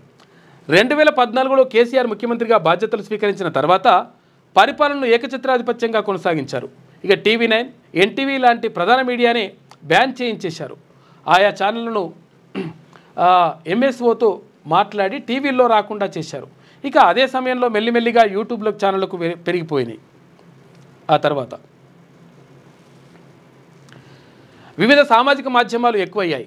ఈ సామాజిక మాధ్యమాలే ప్రధాన మీడియా స్రవంతికి బ్రేక్ చేసే లెవెల్కు వచ్చేసింది. కేసీఆర్ రెండోసారి అధికారంలోకి వచ్చిన తర్వాత సోషల్ మీడియాలో పెనుమార్పులు వచ్చాయి. ప్రధాన మీడియాలో రాని అనేక వార్తలు, కథనాలను సోషల్ మీడియా వేదికల ద్వారా ప్రసారం అయ్యాయి. అయితే కాళేశ్వరం ప్రాజెక్టు కమిషన్లు, కవిత లిక్కర్ వ్యవహారం, హైదరాబాద్ భూముల అమ్మకం, ఇక ORR వ్యవహారాలపై ప్రశ్నించాయి. అలాగే క్యూన్యూస్ వంటి ఛానళ్ళు అయితే వరంగల్ ఔటర్, పెద్దపల్లిలో బూడిద వ్యాపారం, సిరిసిల్ల బాలికల వసతి గృహంలో అరాచకాలు, బీఆర్ఎస్ పాలనలో భూదందాలు, ధరణి దరిద్రంపై పెద్ద ఎత్తున కథనాలు ప్రసారం చేసింది. ఈ కథనాలు అప్పట్లో కేసీఆర్కు చాలా చికాకు తెప్పించాయి. ఈ నేపథ్యంలోనే కేసీఆర్ ప్రభుత్వం పట్ల నిజమైన విపక్షంగా వ్యవహరించిన అప్పటి సామాజిక మాధ్యమాలను ఉక్కుపాదంతో అణచివేయించారు. అయితే అప్పట్లో చాలా సోషల్ మీడియా ఆఫీసులపై పోలీసులతో దాడులు చేయించారు. సామాజిక మాధ్యమాల్లో వచ్చే కథనాలను తట్టుకోలేక ఆయా సోషల్ మీడియా ఇన్ఛార్జీలను జైళ్లకు పంపించారు. ఇక్కడ అసలు యాక్చువల్గా సోషల్ మీడియాలకు సంబంధించి వచ్చినప్పుడు ఇక్కడ ఈ ఆఫీస్ పైనే క్యూన్యూస్ ఆఫీస్ పైనే ఎన్నోసార్లు దాడులు జరిగినాయి. కర్రలతో దాడులు చేసిండ్రు. మొత్తం ఇవంతా కూడా పొడి చేసిండ్రు. మొత్తం అవన్నీ కూడా ఏది ఈ సిస్టమ్స్ అన్నీ కూడా ఎత్తుకొని పోయినరు. కంప్యూటర్ సిస్టమ్స్ అన్నీ కూడా ఎత్తుకొని పోయినరు. 40 కంప్యూటర్లు ఇప్పటికి కూడా ఇంకా అక్కడనే పోలీస్ స్టేషన్లో తీసుకొని పోయినరు. చీపురుగట్టు ఉంటే చీపురుగట్టును కూడా ఎత్తుకొని పోయినరు. రకరకాలుగా ఇబ్బందులు పెట్టినరు. అయినా కానీ ప్రశ్నించే గొంతుకగా క్యూన్యూస్ ప్రజల పక్షాన్ని నిలిచింది. తీర్మానం వలన ఎప్పుడు కూడా ప్రజల పక్షాన మాట్లాడతాడు. ఎందుకంటే ప్రజలకు అన్యాయం జరిగితే ఎవరైతే బాధితులు ఉంటారో ఆ బాధితుల పక్షాన మాట్లాడడం అనేటువంటిది మీడియా చేయాల్సినటువంటి పని. మీడియా ఎప్పుడు కూడా ప్రతిపక్షంగా ఉండాలంటారు. ఎందుకంటే ప్రజలకు అన్యాయం జరిగినప్పుడు, ప్రజలకు బాధ అయినప్పుడు బాధితుల పక్షంగా నిలవాల్సినటువంటి ఎవరూ లేనప్పుడు అప్పుడు మీడియా ఇక్కడ ప్రజల పక్షాన్ని నిలవాల్సి ఉంటుంది. కాబట్టి ప్రభుత్వం చేస్తున్నటువంటి మంచి పనులను మంచి చెప్తూ, ప్రభుత్వం చేస్తున్నటువంటి ఏదైతే తీసుకున్నటువంటి తప్పుడు నిర్ణయాలు ఉంటే ఆ తప్పుడు నిర్ణయాలను ఎత్తి చూపేటువంటి బాధ్యతను ఇక్కడ మీడియా చేపట్టాలి కూడా. అయితే మెయిన్ స్ట్రీమ్ మీడియా మొత్తం కూడా అమ్ముడు పోయినటువంటి నేపథ్యంలో చాలా ఏది మీడియా సంస్థలని కొనుగోలు చేయడం కానీ, బెదిరించడం కానీ రకరకాలుగా ఇట్లా అదుపులోకి పెట్టుకున్న తర్వాత ఇక సోషల్ మీడియాలో విస్తృతమైనటువంటి ప్రచారం అంటే ఏదైతే జరుగుతున్నదో ఉన్నట్టుగా వాస్తవాలని క్యూన్యూస్ అక్కడ ప్రజలకు చెప్పింది. ఈ నేపథ్యంలోనే ప్రభుత్వం మార్పుకు ఒక రకమైన కారణమైందని చెప్పేసి కూడా ప్రజలందరూ కూడా చర్చించుకుంటున్నారు. అయితే ఇటువంటి అప్పుడు ప్రతిపక్షంలో ఉన్నప్పుడు కాంగ్రెస్ పార్టీకి కానీ విపక్షాలకు కానీ అంటే తోడ్పాటును అందించినటువంటి మీడియా ఇప్పుడు సోషల్ మీడియా అంటే అట్లా ఇట్లా అని చెప్పేసి ఇష్టం వచ్చినట్టుగా మాట్లాడుతూ ఉన్నారు. ఇది కరెక్ట్ కాదని చెప్పేసి ఒక కథనం నమస్తే తెలంగాణ శనార్థి తెలంగాణలో కనిపిస్తూ ఉంది. జైల్లోకి పంపించారు. మా పైన అటెంప్ట్ మర్డర్ కేసులు పెట్టిండ్రు. 307 కేసులు ఇప్పటికి కూడా ఉన్నాయి. అంటే అటెంప్ట్ మర్డర్ కేసులు పెట్టి రకరకాలుగా ఇబ్బందులు పెట్టేసి జైల్లోకి పంపించేసి ఇక్కడ చెర్లపల్లి జైల్లో, తర్వాత తీర్మానం వల్లనే 74 రోజులు ఇక్కడ ఏది చెంచల్గూడ జైల్లో, 29 రోజులు ఇక్కడ చెర్లపల్లి జైల్లో, తర్వాత ఇంకా రకరకాలుగా ఇట్లా కేసులు పెట్టి ఇబ్బందులు పెట్టినా కానీ ప్రజల కోసం మాట్లాడాలి. ప్రజలు అంటే ఎవరైతే బాధితుల పక్షాన ఎవరు మాట్లాడకపోతే అందరూ కూడా నోరు మూసుకొని కూర్చుంటే ఇబ్బంది అవుతుంది. కాబట్టి ఎవరో ఒకరు బలైనా సరే కానీ ప్రజలు మంచిగా ఉండాలనే ఉద్దేశంతో ముందుకెళ్తా ఉంటే ఇప్పుడు ఇట్లా మాట్లాడుతున్నారు. అప్పుడేమో ప్రతిపక్షంలో ఉన్నప్పుడు ఒక మాట, ఇప్పుడు అధికారంలోకి వచ్చిన తర్వాత ఇంకొక మాట, ఇట్లుంటుందన్నమాట లెక్కలు.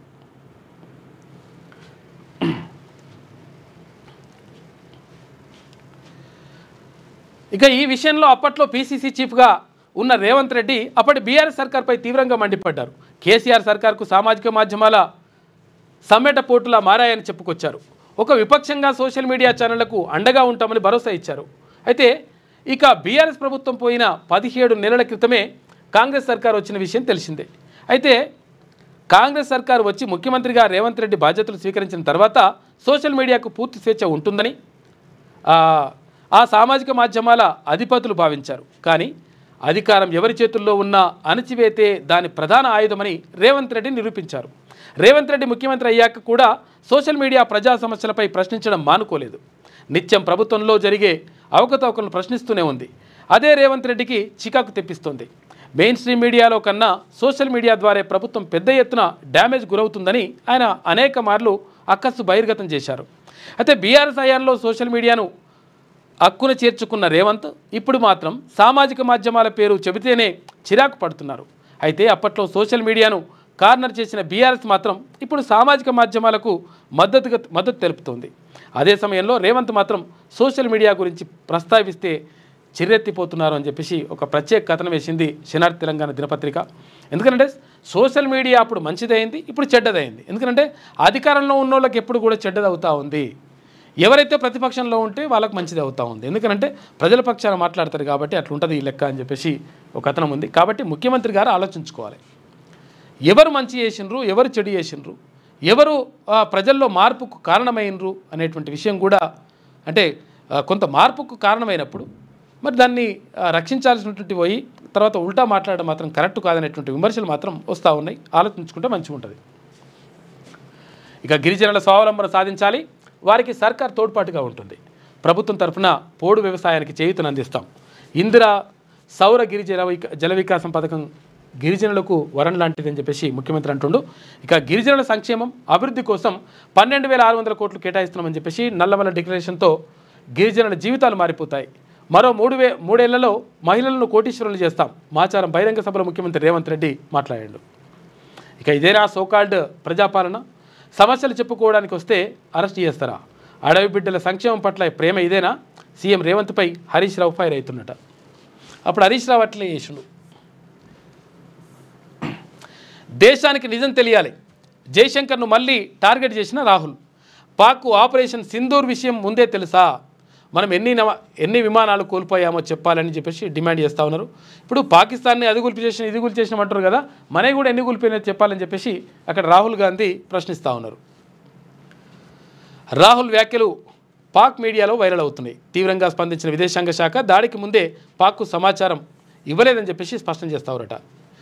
విదేశాంగ మంత్రి జయశంకర్ను కాంగ్రెస్ అగ్రనేత రాహుల్ గాంధీ మరోసారి టార్గెట్ చేశారు. ఆపరేషన్ సింధూర్ ద్వారా భారత్ దాడి చేయడానికి ముందే పాకిస్తాన్కు సమాచారం అందించడం నేరం. భారత ప్రభుత్వం ఇదే పని చేసిందని విదేశాంగ మంత్రి ఒప్పుకున్నారని రాహుల్ గాంధీ అన్నారు. ఇలా చేయడానికి ఎవరు పర్మిషన్ ఇచ్చారు? దీనివల్ల భారత వాయుసేన ఎన్ని విమానాలను కోల్పోయిందో చెప్పాలని డిమాండ్ చేశారు. ఈ విషయంలో జయశంకర్ మౌనం చాలా దారుణమైన విషయం అని చెప్పేసి ఇక్కడ రాహుల్ గాంధీ అంటా ఉన్నారు. భారత్ ధర్మశాల కాదు, శరణార్థులందరికీ ఆతిథ్యం ఇవ్వడం కుదరదు. సుప్రీంకోర్టు సంచలన వ్యాఖ్యలు. శ్రీలంక తమిళ శరణార్థి దాఖలు చేసినటువంటి పిటిషన్ని తిరస్కరించింది. ఎందుకంటే శ్రీలంకలో కూడా తమిళ వాళ్ళు ఉంటారు అసలు యాక్చువల్గా. అందుకనే తమిళీలం ఏదైతే ఎల్టీటీ ఉందో అప్పుడు ప్రభాకరన్ ఏర్పాటు చేసిండో శ్రీలంకలో ఉన్నటువంటి తమిళుల కోసం కొట్లాడింటారు అప్పుడు ఎల్టీటీ వాళ్ళు. అందులో భాగంగా అప్పుడు అంటే కొట్లాడుతూ ఉంటే అక్కడ శ్రీలంకలో ఉన్నటువంటి తమిళులను కనీసం పౌరులుగా చూస్తలేరు, 2వ తరగతి పౌరులుగా కూడా చూస్తలేరు. కనీసం వాళ్ళకు ఓటు హక్కు లేదు, ఏ హక్కులు లేవు, వాళ్ళు బానిసలుగా బతుకుతూ ఉన్నారు. కాబట్టి కనీసం మనిషిలాగా చూడరు అని చెప్పేసి పోరాటం జరిగినాయి అప్పుడు. ఈ నేపథ్యంలో జరిగింది. మొత్తం మీద అక్కడ శ్రీలంక శరణార్థి వచ్చి సుప్రీంకోర్టులో ఒక పిటిషన్ పెట్టుకున్నాడు. మాకు కొంచెం భారత్లో ఉండే అవకాశం ఇవ్వండి అంటే అట్టెట్లా కుదరదురా బాబు, ఇదేమన్నా ధర్మసత్రమా అని చెప్పేసి అన్నాడంట. కేసీఆర్ని విచారించబోతున్నారా? కాళేశ్వరం కమిషన్ గడువు మరోసారి పొడిగింపు. జూలై 31 వరకు పొడిగిస్తూ ఉత్తర్వులు జారీ చేసిండ్రు. విచారణ తుది దశకు చేరుకుందని ప్రచారం. మరోసారి గడువు పొడిగింపుపై సర్వత్రా ఆసక్తి నెలకొంది. కేసీఆర్తో సహా మాజీ నేతలను విచారణకు పిలిచే ఛాన్స్ ఉందని చెప్పేసి అంటున్నారు. మరి ఎంతవరకు వస్తుందో చూడాలి. మరో 4 రోజుల పాటు వర్షాలు, ఉరుములు, ఈదురుగాళ్లతో కూడిన వానలు పడొచ్చంట భారత వాతావరణ శాఖ చెప్తా ఉంది. మరి చిత్తుబొత్తు కథనా నిజంగానే వస్తుందో చూడాలి. మరి ఇండోనేషియాలో బద్దలైన అగ్నిపర్వతం. ఇక 6 కిలోమీటర్ల ఎత్తుకు ఎగిసిపడిన బూడిద. ఫ్లోర్స్ ద్వీపంలో ఉదయం 9 గంటలకు ఘటన జరిగింది. సమీప గ్రామాలను ఖాళీ చేయించింది అధికారులంట. Utter flop. పుష్కరాల నిర్వహణలో ప్రభుత్వం విఫలం. రేవంత్ రెడ్డికి అందాల పోటీలపై ఉన్న శ్రద్ధ పుష్కరాలపై లేదు. ఇబ్బంది పడుతున్న భక్తులకు క్షమాపణ చెప్పాలి. కేంద్ర మంత్రి బండి సంజయ్ అంటుండు. కుటుంబ సమేతంగా త్రివేణి సంఘంలో ఆయన నిన్న పుణ్యస్నానం చేసిండు. బీసీలు అనర్హుల? సమాచార కమిషన్ 6 పదవుల్లో 1 బీసీలకు ఇవ్వరే అని చెప్పేసి అక్కడ జాజుల శ్రీనివాస్ గౌడ్ అడుగుతా ఉండు. ఇదెక్కడి సామాజిక న్యాయం? ఇప్పటికైనా 3 బీసీలకు ఛాన్స్ ఇవ్వాలి. నామినేటెడ్ పోస్టుల్లో బీసీలకు 56% ఇవ్వాలి. బీసీలను అవమానిస్తే రాష్ట్ర వ్యాప్త ఉద్యమం. బీసీ సంక్షేమ సంఘం జాతీయ అధ్యక్షుడు జాజుల శ్రీనివాస్ గౌడ్ డిమాండ్ చేస్తూ ఉన్నాడు.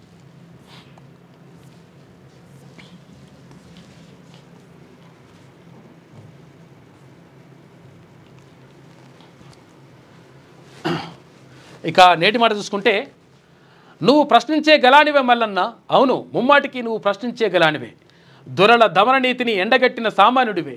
గత ప్రభుత్వాల అరాచకాలను ఎదురొడ్డి పోరాడిన యుద్ధవీరుడివే. నిర్బంధాలు, జైలు గోడల నీ ఆశయాలకు ఆపలేదు. రాజకీయాల్లో నూతన ఒరవడి సృష్టించి చట్టసభల్లో బీసీల గొంతుకై నీ వాణిని వినిపిస్తున్నావు. పేద ప్రజల సమస్యలను విప్పి చెప్తున్నావు. నాటి నుంచి నేటి వరకు నీ ప్రయత్నం జలయజ్ఞంలా సాగుతుంది. అగ్రవర్ణాల ఆధిపత్య పరిపాలనలో ప్రజలను చైతన్యవంతులను చేస్తున్నావు. దొంగ నాయకులు దోచుకున్న సొమ్మును ప్రతి పైసా లెక్క చెప్తున్నావు. పల్లె నుంచి పట్నం దాకా మార్నింగ్ న్యూస్ అంటూ జనం గుండెల్లో గుడిగట్టుకున్నావు. నువ్వు ముమ్మాటికి ప్రశ్నించేగరానివే మల్లన్న. బడుగు బలహీన వర్గాల భవిష్యత్తు కోసం దారులు వేస్తున్న బాటసారివే. నువ్వెత్తుకున్న బీసీ నినాదంలో నిజముంది. ఆ నినాదం ఉప్పొంగే కిరటమై ప్రతి పల్లె చేరుకొని మేమెంతో మాకంతా అంటూ నినదిస్తుంది అని చెప్పేసి పెద్దపల్లి రాజన్న నేటి మాట రాసిండు తీన్మార్ మల్లన్నకు సంబంధించి. నిజంగా నువ్వు ప్రశ్నించే గలానివే మల్లన్న అని చెప్పేసి నేటి మాట కనిపిస్తూ ఉంది. ఇది శనార్థిలో ఉన్నటువంటి ప్రధాన కథనాలు. అయితే ఒకసారి సాక్షి చూద్దాం.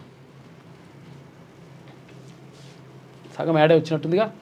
నేను కలలు కన్న మరో ప్రపంచానికి మహిళలే మూలస్తంభాలని చెప్పేసి డాక్టర్ రాజశేఖర రెడ్డి గారి కొటేషన్ చూసుకోవచ్చు. ఇక బైడెన్కు క్యాన్సర్ అంట. అగో అమెరికా మాజీ అధ్యక్షుడు జో బైడెన్ 82 సంవత్సరాలు ఉండి ఆయన ప్రోస్టేట్ క్యాన్సర్తో నిర్ధారణ అయినట్లుగా ఆయన కార్యాలయం ఒక ప్రకటనలో తెలిపిందంట. పాపం ఇదేందో క్యాన్సర్ ఎందుకు వస్తుందో, తర్వాత దాన్ని ఎట్లా నివారించాలనో మరి ఎవ్వరు చెప్తలేరు సరిగా. లక్నోను ముంచిన సన్ రైజర్స్. ఇక 6 వికెట్ల తేడాతో లక్నో సూపర్ జైంట్స్పై హైదరాబాద్ విజయం సాధించింది. దీంతో లక్నో ప్లే ఆఫ్స్ ఆశలు గల్లంత అయిపోయినాయి. ఇక్కడ హైదరాబాద్ పోలే, అక్కడ లక్నోను కూడా ఓనియలే. మా పాలన దేశానికే రోల్ మోడల్ ముఖ్యమంత్రి రేవంత్ రెడ్డి. శాంతి భద్రతల నిర్వహణ, నిరుద్యోగం నిర్మూలనలో తెలంగాణ నెంబర్ 1. 16 నెలల్లో 3 లక్షల కోట్ల రూపాయల పెట్టుబడులు తెచ్చాం. 60,000 ప్రభుత్వ ఉద్యోగాలు ఇచ్చి ఆదర్శంగా నిలిచాం. గిరిజనుల ఆత్మగౌరవంతో బతికేలా ఇందిరా సౌర జల వికాసం పథకం అని చెప్పేసి ఆయన అంటా ఉన్నాడు. అచ్చంపేట నియోజకవర్గంలోని రైతులందరికీ ఉచితంగా సోలార్ పంపు సెట్లు ఇస్తామని చెప్పేసి ముఖ్యమంత్రి చెప్పిండు. నాగర్కర్నూలు జిల్లా మాచారంలో పథకం ప్రారంభం. బహిరంగ సభ వేదికగా నల్లమల డిక్లరేషన్ ప్రకటించారు. ఇక గ్రామ పటాల డిజిటలైజేషన్ ఉంటుందంట. పక్కాగా గ్రామీణ ప్రాంతాల సర్వే రికార్డులు కాలానుగుణంగా అప్డేట్ చేసేలా విలేజ్ మ్యాప్లు తయారు చేస్తారట. త్వరలో రాష్ట్రంలోని 3 గ్రామాల్లో పైలట్ పద్ధతిని అమలు. 26 నుంచి సర్వేయర్లకు శిక్షణ ఇస్తామని చెప్పేసి మంత్రి పొంగులేటి శ్రీనివాసరెడ్డి చెప్తున్నాడు. ఏసీ కంప్రెసర్ పేరుడే కారణమా? గుల్జార్ హౌస్ అగ్ని ప్రమాదంపై వివిధ కోణాల్లో దర్యాప్తు చేస్తున్నారు. ఇవాళ భవనాన్ని పరిశీలించనున్న ఫోరెన్సిక్ నిపుణుడు. 17 మంది మృతుల్లో 10 మంది ఆయంటి వారేనంట. అగ్ని ప్రమాద ఘటనపై సుమోటోగా కేసు స్వీకరించిన రాష్ట్ర హెచ్ఆర్సీ అని చెప్పేసి ఒక వార్త కనిపిస్తూ ఉంది. అంతేనా? ఇది సాక్షిలో ఉన్నటువంటి ప్రధాన కథనాలు. అయితే ఒకసారి ఏమంటుందో చూద్దాం. 29న రాష్ట్రానికి నైరుతి రాక 4 రోజుల్లో కేరళను తాకనున్న ఋతుపవనాలంట. ద్రోణి ప్రభావంతో 4 రోజులు పలు జిల్లాల్లో వానలు వచ్చే అవకాశం ఉందట. ఇక రైల్వే సేవలకు ఒకే యాప్ అంట. స్వరైల్ సూపర్ యాప్ను అందుబాటులోకి తెచ్చిన IRCTC ticket, tracking, food order సేవలన్నీ ఇకపై ఒక్క దగ్గరనే తీసుకోవచ్చంట. తప్పుడు కేసులు పెడితే తిప్పలే. కట్టుదప్పిన పోలీసులపై బీఆర్ఎస్ ఉల్టా కేసులు అని చెప్పేసి ఈ ఉల్టా కేసులు పెడితే ఇప్పుడు ఎవరు ప్రభుత్వంలో ఉంటే ఆ ప్రభుత్వంలో కేసులు పెట్టిస్తుంటారు. ప్రభుత్వానికి అనుగుణంగా ఇక్కడ పోలీసులు పనిచేస్తూ ఉంటారు. ఇప్పుడు మీరు బీఆర్ఎస్ అధికారంలో ఉన్నప్పుడు ఇష్టం వచ్చినట్టుగా అక్రమ కేసులు పెట్టియలే, రకరకాల కేసులు పెట్టిస్తారు. ఇప్పుడేమో పోలీసులపైన ఉల్టా కేసులు మేము పెట్టిస్తున్నామని చెప్పేసి ఇవంటా ఉంది. కట్టుతప్పిన పోలీసులపై బీఆర్ఎస్ ఉల్టా కేసులు. రాజకీయ ఒత్తిళ్లతో బీఆర్ఎస్ శ్రేణులపై పోలీసులు తప్పుడు కేసులు, వేధింపులు. 7 ఏళ్లలోపు శిక్ష పడే కేసుల్లోనూ కొందరి అత్యుత్సాహం, అక్రమంగా అరెస్టులు. కోర్టు తీర్పులను ఉల్లంఘిస్తూ ఇష్టారాజ్యం, టార్గెట్ చేసి తప్పుడు సెక్షన్లు బనాయింపు. కార్యకర్తలకు అండగా బీఆర్ఎస్ లీగల్ సెల్ ఉందంట. ఐఓ మొదలు డీజీపీ వరకు నోటీసులు. రాజకీయ దురుద్దేశంతో అక్రమ కేసులు పెడుతున్న పోలీసులపై న్యాయ పోరాటం. సామాన్యుడికైనా కాకీలకైనా ఒకే చట్టం. అనేక సందర్భాల్లో న్యాయస్థానాల తీర్పులు అని చెప్పేసి ఈమెకి ఇప్పుడు గుర్తుకొచ్చింది. ఎందుకంటే పోలీసులు తప్పుడు కేసులు పెడతారని ఇప్పుడు గుర్తుకొచ్చింది. తప్పుడు కేసులు ఈమెనే పెట్టించింది. మళ్ళీ వీళ్ళే పెట్టించినప్పుడు బీఆర్ఎస్ అధికారంలో ఉన్నప్పుడు ఇష్టం వచ్చిన తప్పుడు కేసులు. మా పైన దాడి జరిగితే మా మీదనే 307 అటెంప్ట్ మర్డర్ కేసులు పెట్టించారు. మళ్ళీ ఇప్పుడు రాసుకొస్తుంది ఈమె. అందాల పోటీలైనా ఆర్తనాదాలు పట్టవా? నీళ్లు లేని ఫైర్ బ్రిగేడ్లు, ఆక్సిజన్ లేని అంబులెన్సులా? ఇంత నిర్లక్ష్యం అయితే ప్రజలకు నిత్యం ప్రమాదమే. సకాలంలో సాయం అందితే ప్రాణ నష్టం తగ్గింది ఉండేది. ఇకనైనా మేల్కొని మరో ప్రాణం పోకుండా చూడాలి. ఘటనా స్థలానికి సీఎం వచ్చి ఉంటే బాగుండేదని చెప్పేసి ఇప్పుడు సీఎం వచ్చే బాగుండేది అంటే నిజంగా కూడా ఆఫీసర్ని పంపించేసిండ్రు. అంటే ఇక్కడ మంత్రులు పోయినరు. సరే వస్తే బాగానే ఉంటుండేనేమో కానీ వాళ్ళు పోయిండ్రు కదా, ఆ పని కూడా చేయకపోతుండే కదా అప్పుడు కేసీఆర్ ఉన్నప్పుడు. ఘటనా స్థలానికి సీఎం వచ్చి ఉంటే బాగుండేది. బాధితుల ఆర్తనాదాలు వింటే గుండె చెరువు అవుతుంది. వారి పట్ల ప్రభుత్వం మానవత్వంతో స్పందించాలి. బాధిత కుటుంబాలకు 25 లక్షల పరిహారం ఇవ్వాలి. మాజీ మంత్రి బీఆర్ఎస్ వర్కింగ్ ప్రెసిడెంట్ కేటీఆర్ అంటున్నట. గుల్జార్ హౌస్ బాధిత కుటుంబాలకు పరామర్శి అగ్ని ప్రమాద స్థలాన్ని పరిశీలించిన బీఆర్ఎస్ నేతలు నిన్న పోయొచ్చినాడికి. ఇక రాలిన మట్టిపూలు 501, 529 రోజులు కాంగ్రెస్ పాలనలో అన్నదాతల మరణ మృదంగం అని చెప్పేసి రోజుకొకరు చొప్పున చచ్చిపోతున్నారని చెప్పేసి ఒక వార్త వేసింది నమస్తే తెలంగాణ. ఇక యాసంగి ముగిసిన రైతుకు దక్కని భరోసా, 4120 కోట్ల రూపాయల పెట్టుబడి సాయం బాకీ ఉందని చెప్పేసి వార్త వేసుకొచ్చింది. ఇక జాన్సన్ నాయక్పై కేసు, 2023లో బీఆర్ఎస్ నేతను అడ్డుకుని కాంగ్రెస్ దౌర్జన్యం, జాన్సన్కే ఉల్టా నోటీసులు జారీ చేసిన ఉట్నూరు పోలీసులు అని చెప్పేసి ఒక వార్త కనిపిస్తుంది. ఇక ఉద్యోగులను అవమానిస్తారా, ప్రభుత్వ సొమ్ము దోచుకుంటున్నట్లు చిత్రీకరించడం దుర్మార్గం అని చెప్పేసి టీఈసీసీ అంటుంది. ముఖ్యమంత్రి రేవంత్ రెడ్డి వైఖరి సిగ్గుచేటు, రిటైర్డ్ ఉద్యోగులకు బెనిఫిట్స్ అందించాలి, దాచుకున్న డబ్బులను ప్రభుత్వం ఇవ్వట్లేదు, జూన్ 2లోగా స్పందించకపోతే పోరాటమే అని చెప్పి తెలంగాణ ఉద్యోగుల సమన్వయ కమిటీ అని చెప్పేసి అంటున్నారు. వీళ్ళు ఏంటంటే అసలు యాక్చువల్గా పాత బీఆర్ఎస్ ఉద్యోగుల బ్యాచ్ కొంతమంది ఉంటారు కదా, దానికి సంబంధించినటువంటి కథ. అసలు యాక్చువల్గా ఏంటంటే ఉద్యోగులు రాష్ట్ర ప్రభుత్వం ఉన్నటువంటి పరిస్థితిని అర్థం చేసుకొని కొంతవరకు తగ్గితే ఏమి అట్లట్టే తగ్గుతారని చెప్పేసి ఉసిగొలుపుతూ ఉంది. ఇంటి జాగా ఇవ్వలేం, చేతులెత్తేసిన ముఖ్యమంత్రి రేవంత్ రెడ్డి, దళిత గిరిజనులకు స్థలాలపై ఈనాడు హామీ, చేవెల డిక్లరేషన్లోనూ ప్రకటించిన కాంగ్రెస్, ఇవాళ సర్కార్ దగ్గర భూమే లేదని వెల్లడి, సొంతంగా కొనుక్కోవాలంటూ ఉచిత సలహా, మాచారం సభలో హద్దు దాటిన అబద్ధాలు, 60,000 ఉద్యోగాలు ఇచ్చామన్న రేవంత్, సీఎం పర్యటనలో చెంచు ప్రతినిధులు అరెస్ట్ అని చెప్పేసి ఇంకోటి రాస్తున్నది. కాంగ్రెస్ రాజకీయానికి మేడిగడ్డ బలి, ఎన్డీఎస్ఏ నివేదిక ముడిపెట్టిన ప్రభుత్వం అని చెప్పేసి ఈమెకేందంటే ఇప్పుడు కాళేశ్వరం మీద అట్లెట్లా చేస్తారు, ఇంకో 2 నెలలు ఎట్లా పొడిగిస్తారు, మమ్మల్ని కూడా ప్రశ్నిస్తారా అని చెప్పేసి అడుగుతున్నట్టుంది. మిమ్మల్ని చూసి యావత్ దేశం సిగ్గుపడుతుంది, మీ క్షమాపణ మొసలి కన్నీరులా కనిపిస్తుంది. కర్నల్ సోఫియాపై అనుచిత వ్యాఖ్యలు చేసిన మధ్యప్రదేశ్ బీజేపీ మంత్రిపై సుప్రీంకోర్టు ఆగ్రహం వ్యక్తం చేసింది. ఇక దర్యాప్తుకు సిట్ ఏర్పాటు చేయాలని చెప్పేసి ఆదేశాలు జారీ చేసింది. గృహహింస కేసులను హైకోర్టు రద్దు చేయొచ్చు అని చెప్పేసి సుప్రీంకోర్టు కీలక తీర్పునిచ్చింది. ఏది ఇప్పుడు గృహహింస చట్టం అంటే 498A గృహహింస చట్టానికి సంబంధించి. ఇది నమస్తే తెలంగాణలో ఉన్నటువంటి ప్రధాన కథనాలు. దయచేసి మార్నింగ్ న్యూస్ని లైక్ చేయండి, షేర్ చేయండి.